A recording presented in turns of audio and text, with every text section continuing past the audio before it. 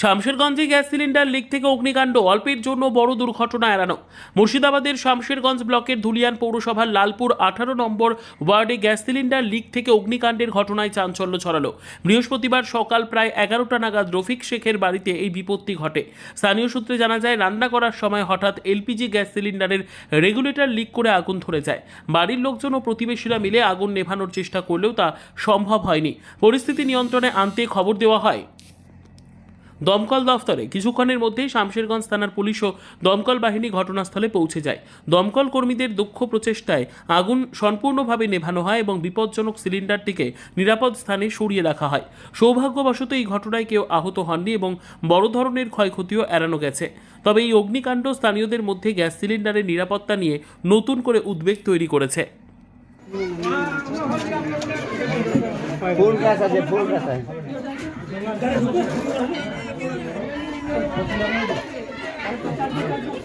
চেষ্টা হয়নি।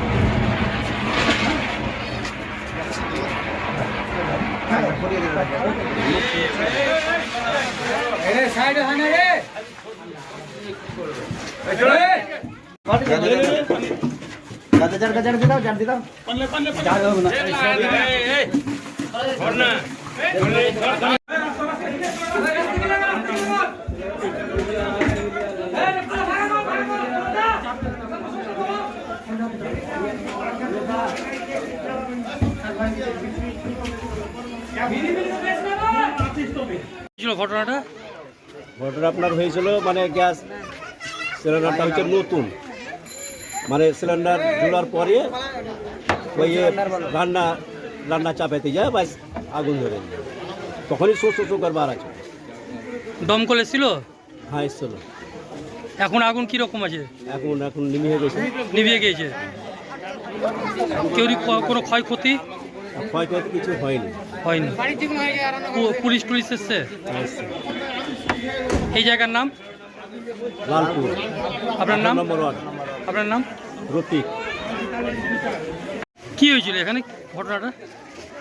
একটা এলপিজি গ্যাস সিলিন্ডার রান্নাঘরে রেগুলেটর ডিস্টার্ব হয়ে আর কি একটা ফায়ার হয়েছিল।